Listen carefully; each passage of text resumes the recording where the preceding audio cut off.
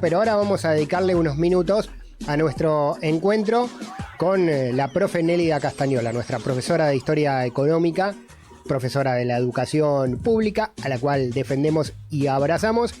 Nelly, ¿cómo te va? Bienvenida. Buen día, ¿cómo están? ¿Cómo estás? Muy bien. Bueno, por decirlo de alguna manera, ¿no? Acá tenemos, tenemos oyentes así apesadumbrados y, bueno, con un estado anímico difícil, ¿no? Sí. Lo que pasa es que, bueno, ahora lo charlamos. Bien, ahora lo vamos a charlar. Bueno, vamos a ir hacia ese lugar entonces. Pero bueno, Sí. ¿usted cómo está? ¿Cómo se siente? Mira, por supuesto que yo también pasé por momentos en que, pero me parece todo tan loco que trato de levantar el ánimo y decir, bueno, esperemos a que los acontecimientos se den. Bien. A ver qué pasa. Bien. Bueno. Y cuánto se puede hacer frente a eso, ¿no? Ahí está. Coincidencias con algunos que tenemos por aquí. Sí, yo le puse qué historia te gusta, porque hay una historia que contaron los liberales, ¿no? La primera historia que se cuenta, la cuentan los liberales, la cuenta Vicente Fidel López, la cuenta Bartolomé Mitre. ¿Qué va a decir Mitre del país? ¿Te imaginas? Claro. Fue presidente. Sí, fue presidente y fue, bueno, después la familia Mitre y su tribuna de doctrina, el Diario de la Nación. Claro. Yo tenía un profesor en el posgrado que decía que nunca fue tipo brillante, que lo hizo muy conocido el haber tenido un diario, que digamos, él había trabajado en el Museo Mitre y demás, era un profesor muy importante en la UBA, que había trabajado muchísimos años, pero él me dice, no, directamente lo hizo importante el haber fundado un diario, ¿no? Uh-huh. En aquella época un medio de comunicación que, digamos, importante. ¿Qué hacían estas historias? Alababan todo lo que habían hecho los conservadores liberales que habían gobernado nuestro país. Y lo habían gobernado con fraude electoral, a partir de que apareció una oposición en el mismo partido, como fue el Partido Modernista de Roque Sáenz Peña, le pusieron como próximo candidato a presidente al padre para que se retirara, para evitar lo que Roque Sáenz Peña quería hacer, que era la ley electoral. Igual más adelante no lo pudieron evitar y eso permitió la llegada al poder del radicalismo. Ahora, vos fíjate que Irigoyen fue ferozmente resistido y el periodo de Alvear, que era miembro de la élite, fue un periodo que apoyaron. El último gobierno de Irigoyen directamente lo sacaron con un golpe de Estado. Sí. Entonces, la postura frente a un partido popular fue siempre la misma, es decir, destruir, desacreditar, decir cosas que después no se prueban, siempre fue así. Pero ¿fue realmente una Argentina potencia como la que se imagina el presidente? No, fue un país que se vinculó con el mercado internacional, proveyendo cereales y carne barata a Europa y le compró todo lo que producían los países industriales. Claro, el famoso granero del mundo, ¿no? El granero del mundo, claro, pero era producción primaria. Claro, ¿no? Esa frase la ponen como positiva, ¿no? Granero del mundo, Argentina abastecía. Sí, claro, pero digamos, la entrada al mercado internacional es positiva, sí es positiva, pero después hay que seguir otros pasos. Hay que hacer, como decía Belgrano lo decía, hay que hacer lo que hacen los ingleses, no lo que nos dicen que hagamos los ingleses. Esa es buena.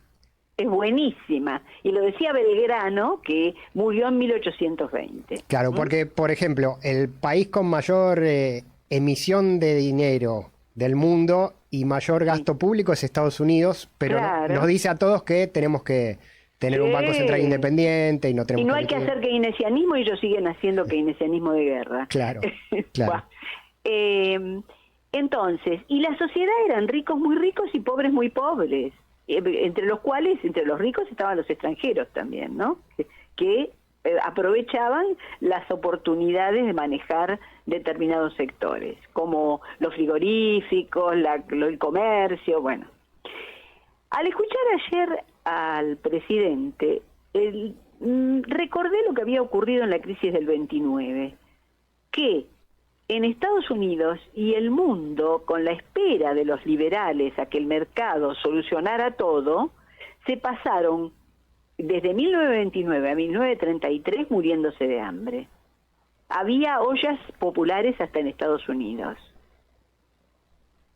Y cómo a partir del 33, con el keynesianismo, se creó el estado de bienestar y fue saliendo el mundo de esa crisis, e inclusive después de la guerra se lo implementó todo el mundo. Es decir, y Estados Unidos, como decimos, lo sigue usando cuando tiene algún parate económico. Bueno, producción de armas para guerra le viene bárbaro.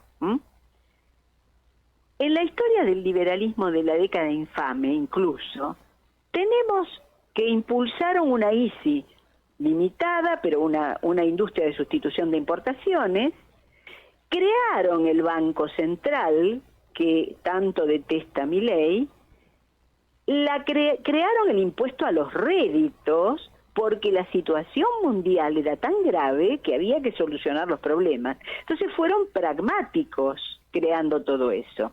Lo que pasa es que se la conoce como década infame por las barbaridades que ocurrieron, ¿no?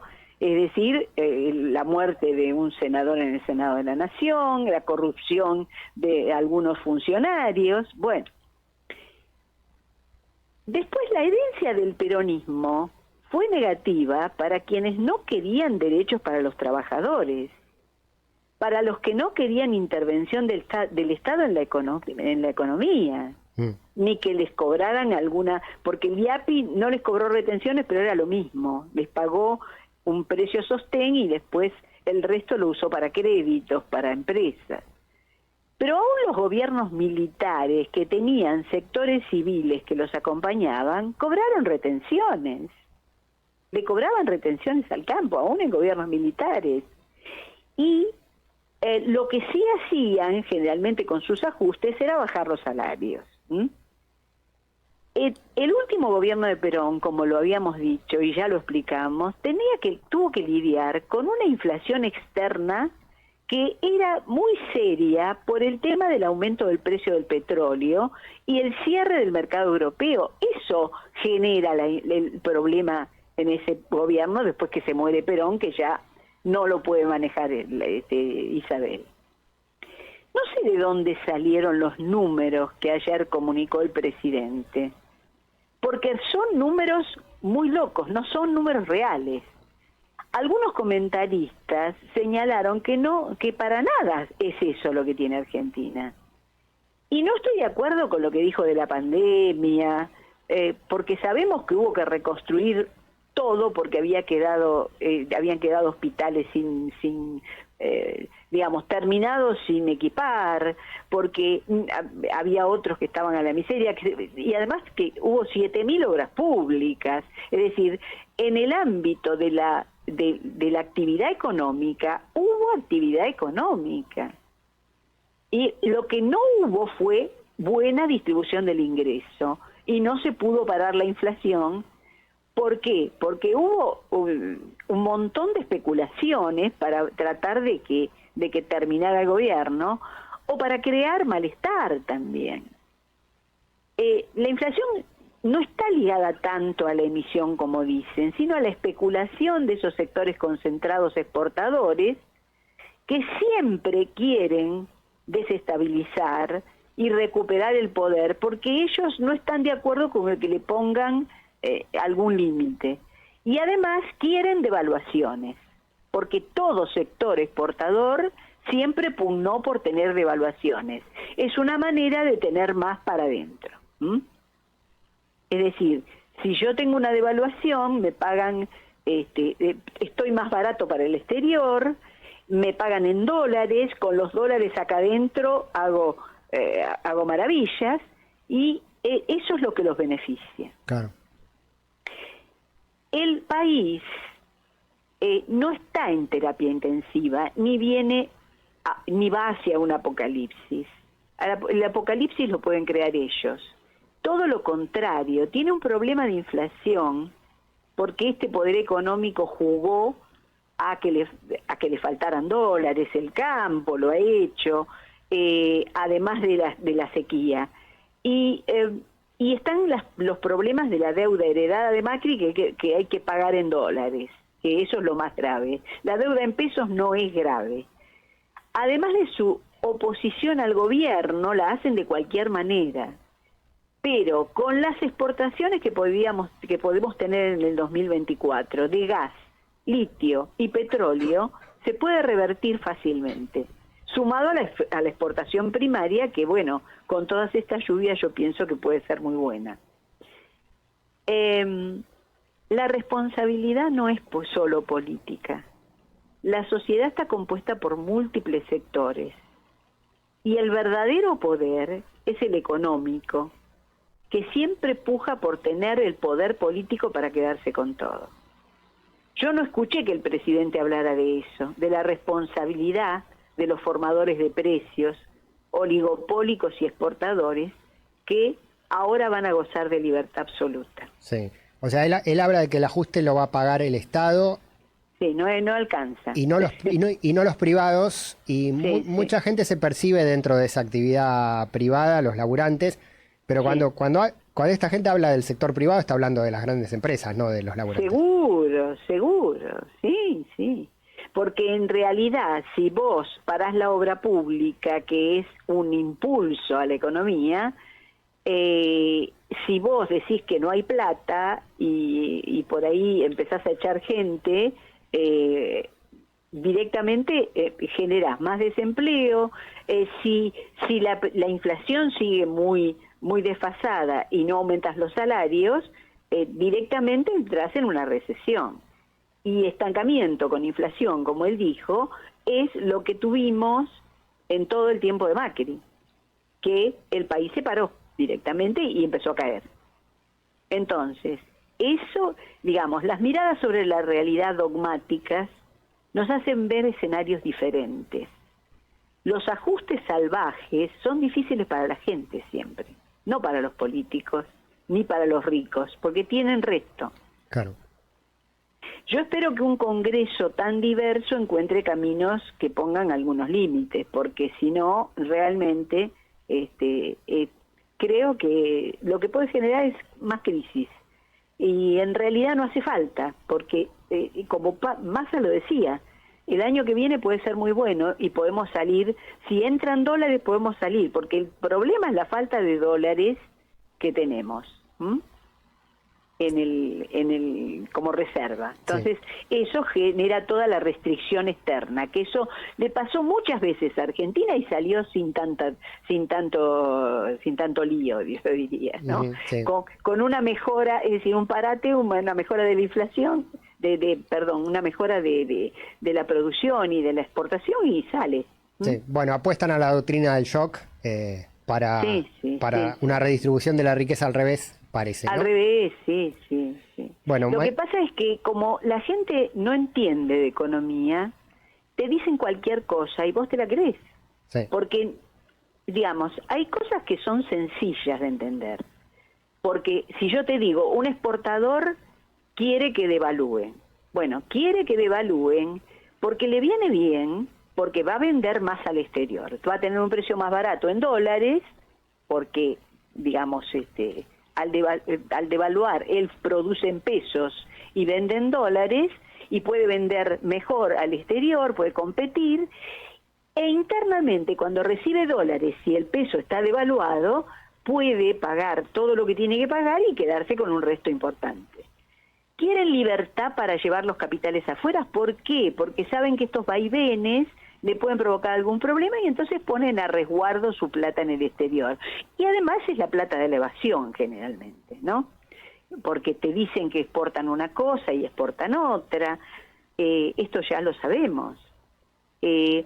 Entonces, vos te das cuenta de la cantidad de trampas que se pueden hacer en la economía y de a quién beneficia una cosa y otra. Además, por ejemplo, con una devaluación también los salarios pierden. Sí, totalmente. Bueno, mientras tanto hay un virtual feriado cambiario con limitación de operaciones por parte del Banco Central, que no solo no lo dinamitaron, sino que está siendo el principal jugador del mercado cambiario. Todavía no tiene presidente, o ya lo nombraron, porque no escuché. Sí, están ahora, bueno, frenando las operaciones, manteniendo el dólar tranquilo y ajustando, bueno, seguramente mañana habrá anuncios de Caputo, del ministro de Economía, que los esperaremos. Sí. Bueno, Nelly, vamos a seguir con los análisis. Es muy buena la refrescada histórica de un presente que va a un futuro que ya vivimos muchas veces, ¿no? Sí, pero además vos fíjate, ¿qué te pide el fondo? Siempre lo mismo, ¿no? Recesión. Porque en realidad cuando te pide ajuste te pide una recesión y te pide menos gastos. Bien, cuando Néstor encontró al país hecho bolsa, porque realmente en el 2001 sí era una crisis tremenda, ¿qué les dijo? Si no me dejan crecer, no puedo pagar. Y tiene razón, solamente podés pagar si vos desarrollás la economía. Que eso es lo que se estuvo haciendo en este último tiempo. Esa cantidad de actividad económica tenía que ver con tratar de crecer para poder pagar. Lo que pasa es que el fondo también te controla la redistribución del ingreso. Yo creo que ahí fallaron, porque evidentemente no se puede tener una inflación como la que se tenía y tener a la gente sin aumentos de salarios suficientes, ¿no? Bueno, por ahí va la cosa. Totalmente. Profesora, yo creo que es sencillo para entender. Sí, parece sencillo, pero bueno, evidentemente. Parece sencillo, pero bueno, hay gente que no lo entiende. Sí, hay gente que le dicen que no hay plata y lo festeja, ¿no? Sí, pero después cuando le afecte el bolsillo y cuando no puedan comprar, ahí lo van a entender. Porque no alcanza, digamos, con el Estado. El Estado no es una parte del PBI tan grande. Cuando se quiere ajustar una parte grande del PBI para pagar deuda, porque para eso lo debe querer, directamente tenés que afectar a todo el mundo. Nelia, gracias como siempre, nos encontramos en la próxima. Bueno, que sigas bien. Nelia Castañola, la profe de Historia Económica de cabecera en la Patria de las Moscas, analizando el presente desde las herramientas reiteradas de las políticas del pasado.